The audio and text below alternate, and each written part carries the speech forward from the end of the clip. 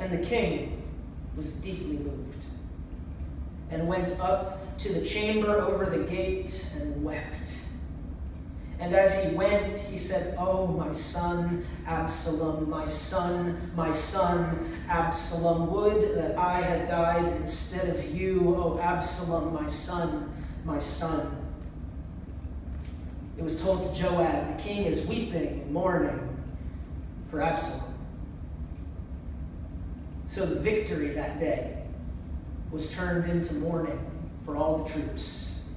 For the troops heard that day, the king is grieving for his son. This is the word of God for the people of God. Say with me, thanks be to God. Whew. Okay. This is a really hard story to tell. I think we should just name that and acknowledge that right off the bat. I thought about skipping it. I really did. I thought about skipping it. But then as I read back through the life of David, I couldn't help but notice that the storyteller really wants us to notice that this is the point of the story that David's life has been heading towards all along. This is the climax. The storyteller does not want us to consider David without considering Absalom. We haven't really thought about who David is until we've reckoned with this story. It's really, really important, and this is something I hope you've noticed as we've told the story of David these last few weeks, that when the people of Israel remember who they are, by remembering who came before them, by remembering their history, they don't paper mache over the memories that are embarrassing or sad. The people of Israel, they remember who they are by telling their history in all its complexity. And I think that does something really important for them, that it can do for us too. I think it reminds them that ultimately their hope is in the Lord. That at the end of the day, there might be features of Abraham or Jacob or David's lives that we find really admirable, that we want to hang on to. But at the end of the day, they're people just like us. Sometimes worse than most of us tend to be. Sometimes better, but sometimes worse. Right? None of those heroes are above critique. Because their stories are really about how God uses them, often in spite of themselves. It's not about them at the end of the day. And so the writers leave all their warts in place so that we don't idolize them, so we don't start to worship them instead of the God who worked through them. So I think it's worth paying attention to this climactic, tragic moment in David's life when his story should have been winding down. Right? If this was the story of any other kind of king, and you can read court records that are like this, the king does their great deeds, overcomes their one big conflict, and then they enter into a time of peace, glorious peace that they've created through their efforts. This is the time for the Pax David. When in reality, and in the way the Bible wants this story told, instead of a great peace, we get great strife. With David's son, Absalom, whose name means father of peace. There's an irony to that. Absalom's not the father of any peace. How did we get here? How did we get here? Right? It hasn't been that long since we were reading about the youngest son of Jesse, who was a man after God's own heart in his humility and the beauty of the music that he played. It hasn't been that long since this person was dancing before the Ark of the Covenant and feeding all of the people in this glorious moment. That wasn't that long ago. But now here we are. David is in a full-blown civil war with his own son, Absalom. And that feud spreads over the face of all the earth and takes 20,000 lives, including Absalom's. The promise, the hope that David represented has devolved into this nasty, bitter conflict. How did we get here? And is there anywhere to go forward from this place? When we think about how we got here, how this all happened, I can't help but notice that David's children are a lot like him. Right? The storyteller could have made Absalom into this obviously evil character, right? Who wears a monocle and pets a bald cat at all times, like no, I don't trust that guy. But no, that's not how Absalom's described. He's handsome and charismatic. He has beautiful hair, just as his father had beautiful eyes. People are drawn to him. They want to be a part of the movement that he's starting. He's a warrior. He's skilled, clever, ruthless in battle. He's a hero. He has a strong sense of justice, of right and wrong. Absalom, in all of the details and a lot of the events of his life, is a lot like his dad. We really start hearing about Absalom when another one of David's sons becomes filled with lust for Absalom's sister, Tamar. And this son, Amnon, rapes Tamar, another son following in the darker legacy of his father. And Absalom sees what happens to his sister, and he is filled with rage. A wrong has been committed, and he needs to right it. He doesn't ask Tamar what she would do. He just starts plotting. And eventually, Absalom has Amnon killed. Again, we can imagine David doing something just like this. David is really good at getting people killed when they're in his way. So Absalom has Amnon killed, and he knows what his father does to people he's angry with, so Absalom runs away. Absalom goes on the run. And eventually he returns. It's so miserable on the road. He's ready to return to his father and face whatever punishment his father has for him, even if that's his execution. And when Absalom returns, he finds that David welcomes him, just like the father of the prodigal son. Just like the father of the prodigal son. It's this beautiful moment of grace and reconciliation. It would have been the perfect time to end the story. It's like, okay, this is the end of Absalom's story. They all lived happily ever after. But they didn't. Absalom continues to take up his father's legacy. David is getting older and weaker. It's time for the people of Israel to start thinking about who's going to be king next, the matter of succession. And Absalom starts thinking, my father loves me a lot. I've got a lot of his skills, a lot of his gifts. I should be king. That throne should be mine. Mine. It should be mine. I want it. So I'm going to take it. But we're not really told why he starts thinking this. He's not the next in the line of succession.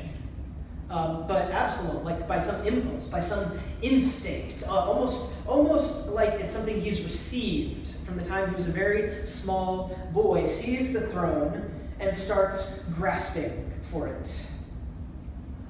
Just like his father, who also took a throne that wasn't initially his. David, of course, was a man after God's own heart, and he was anointed to take the throne, but the throne was Saul's. And David gets it. Now Absalom sees a throne and thinks, this should be mine, and with all the confidence of his dad, goes to take it for himself. Absalom's story is like the darkest timeline of David's. It's like the shadowy inversion or mirror of David's story. He does a lot of the same things that David did.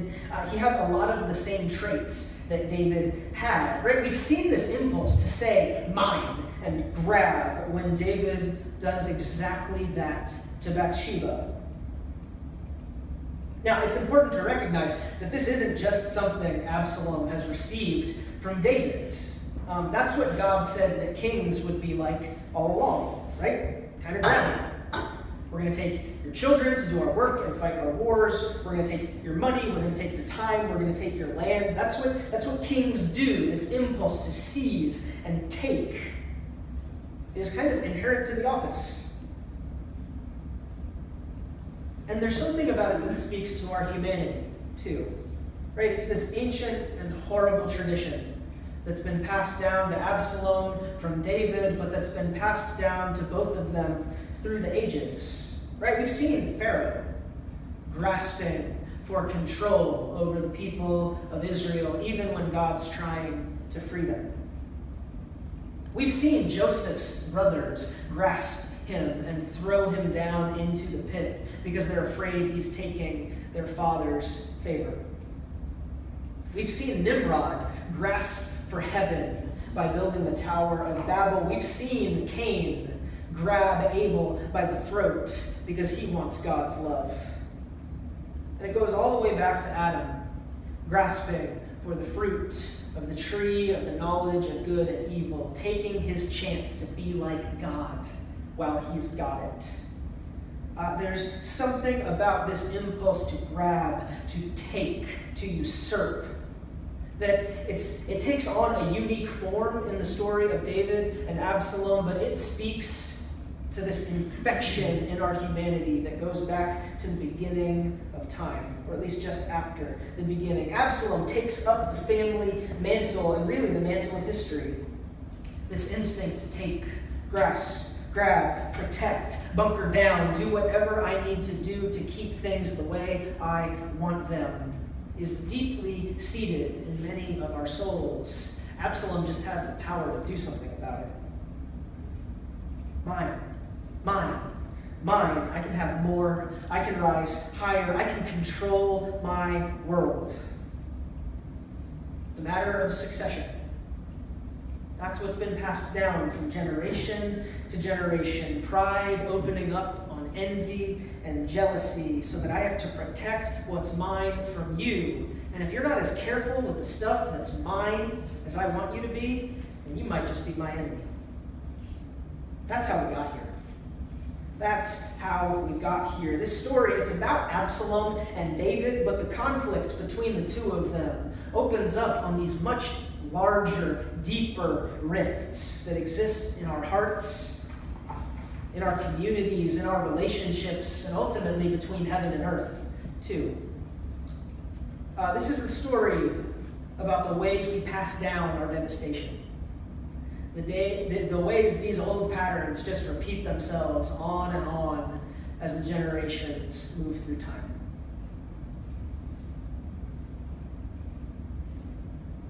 Our histories matter.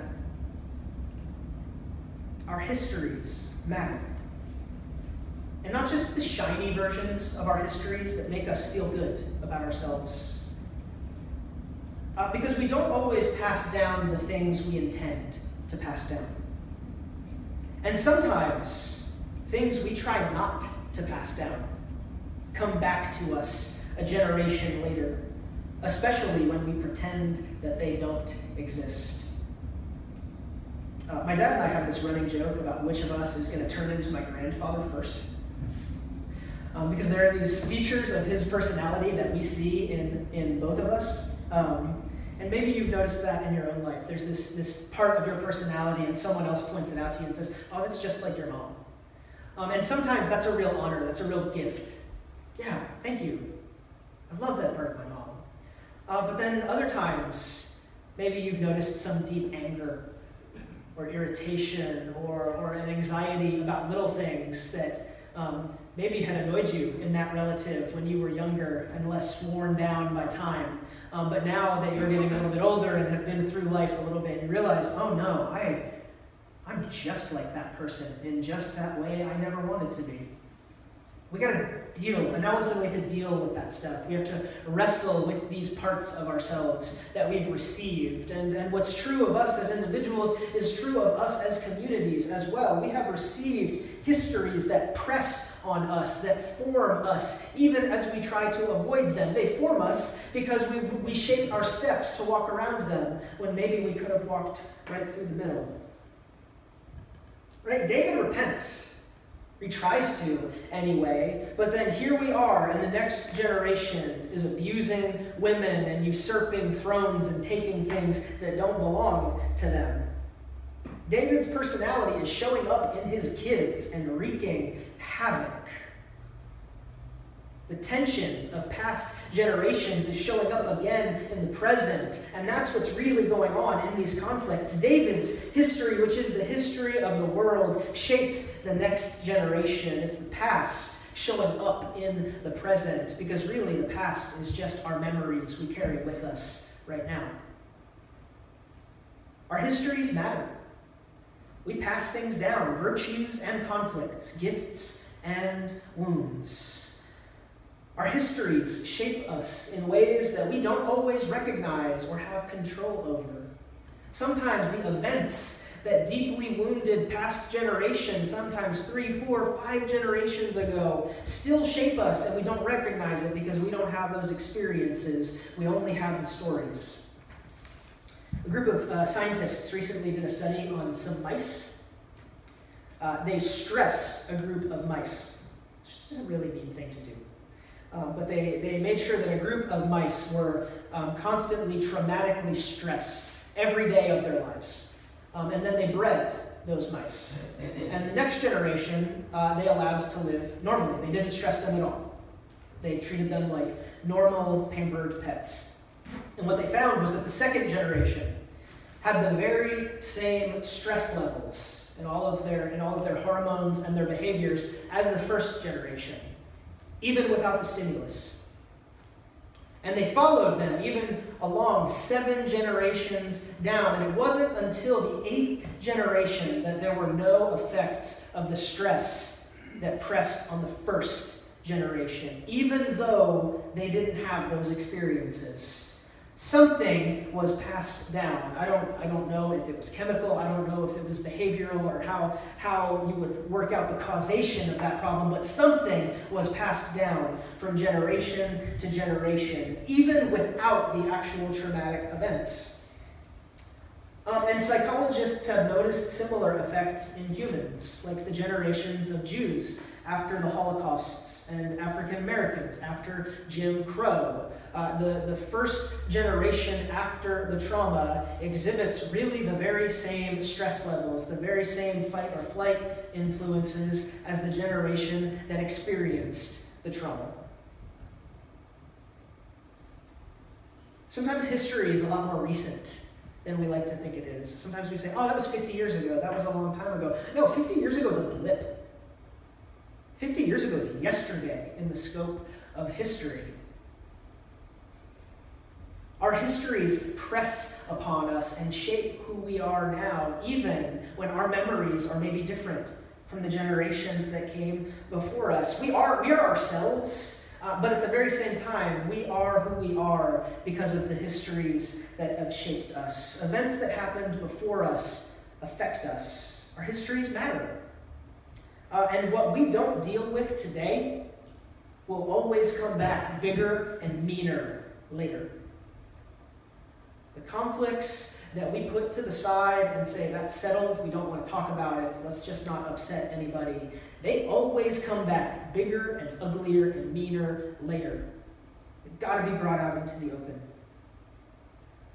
In Absalom's conflict with David, I think part of what we're seeing here is the tragedy of what happens when history repeats itself without intervention. Absalom ends up caught between his father's charisma and ambition, which have become his own now. He's caught between the desire to lead his people for their own good and the blood he'll have to shed to achieve that goal. Absalom is all caught up. He's entangled in his history just as much as his hair gets caught up in that tree. He's suspended between his noble desires and his base appetites just as much as he's held between heaven and earth when his donkey walks out from under him. And that's why this is one of the darkest scenes in the whole Bible. Absalom's most beautiful features ensnare him and end up bringing about his death. And his father grieves over him. Oh, my son Absalom, my son Absalom. Would I had died instead of you.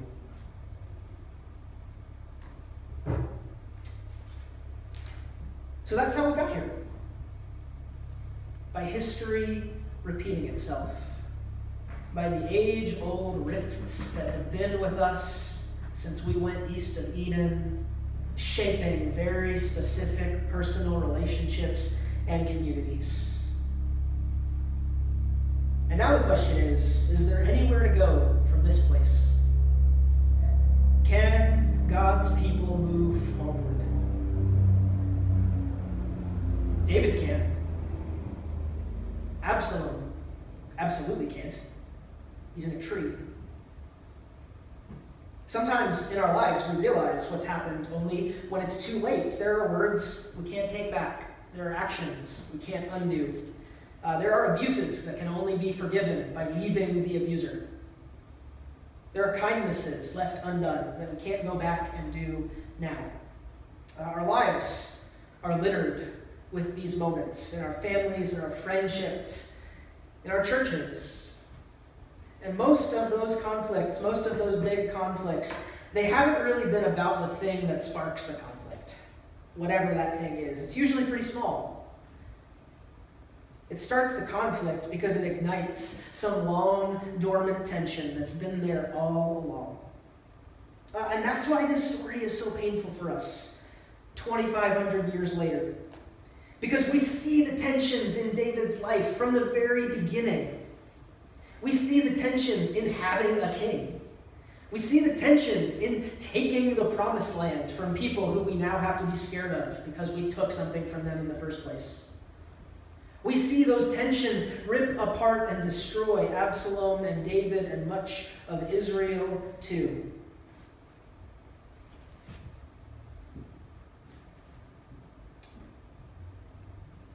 I think maybe this story is in the Bible so that we won't relive it.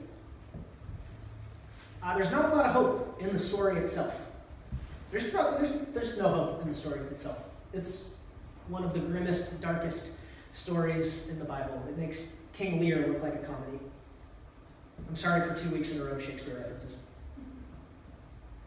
But maybe we don't have to let that history keep repeating itself.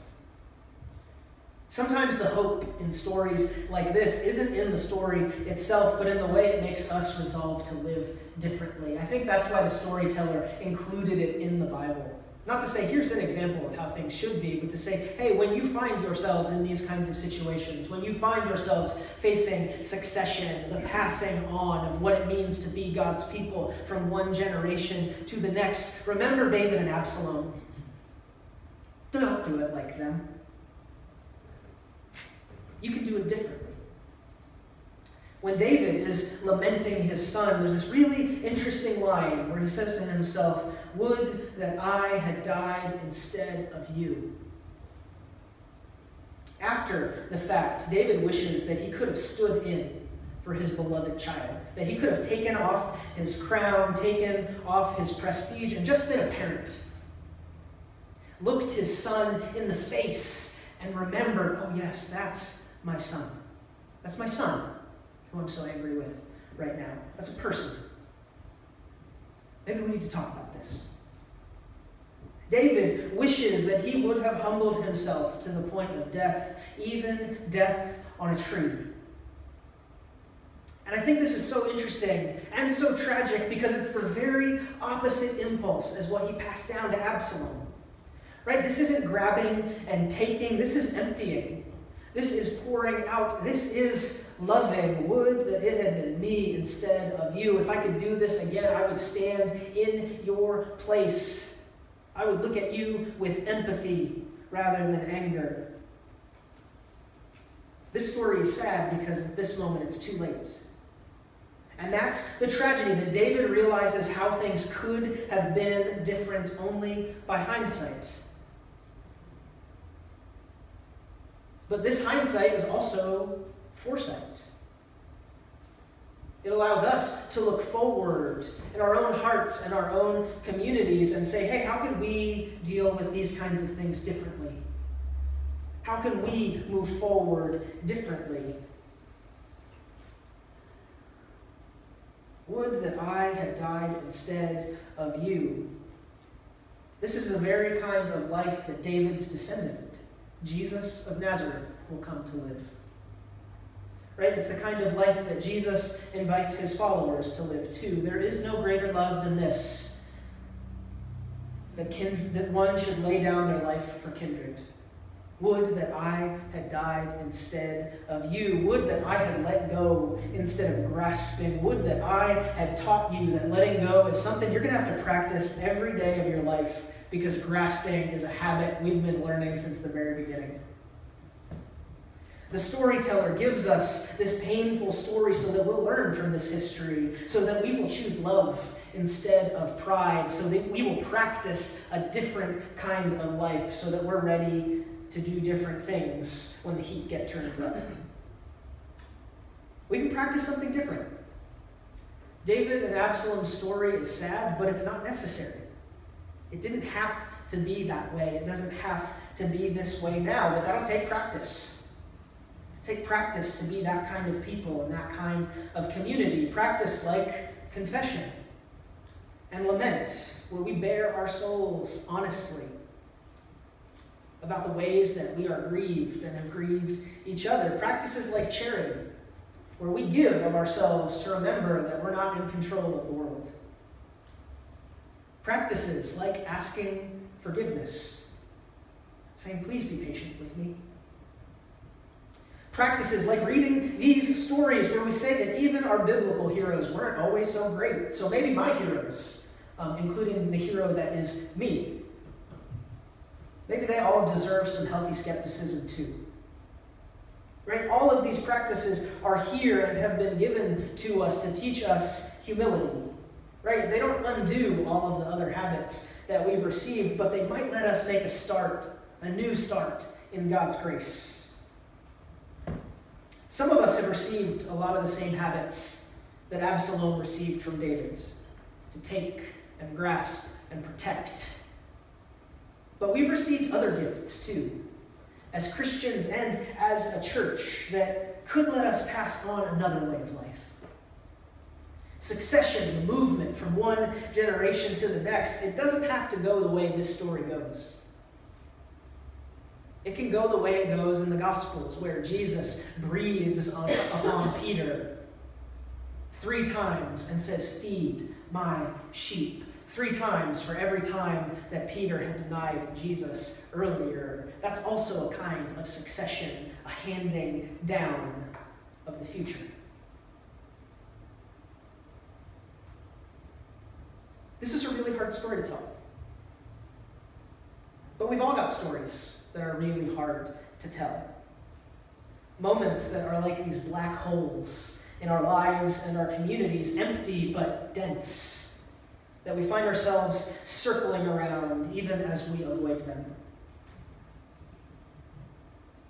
I hope that you and that we together can acknowledge those histories in all their complexity, that we can tell and hear those stories with grace and humility, that we can practice a different way, that we can learn new muscle memories, and let the stories of devastation like this one move us to say, Lord, let us live differently. Let us try something else. Let us choose love. Where our instinct is to grasp and to protect, let us lay down our lives for each other instead. Let us find you even in the deepest darkness, knowing that your mercies are renewed upon the rising of the sun, and so we can extend those mercies to each other. When we are ensnared, let us confess how we got here in humility, so that we can move forward along the path God has set for us. It's possible. It's there.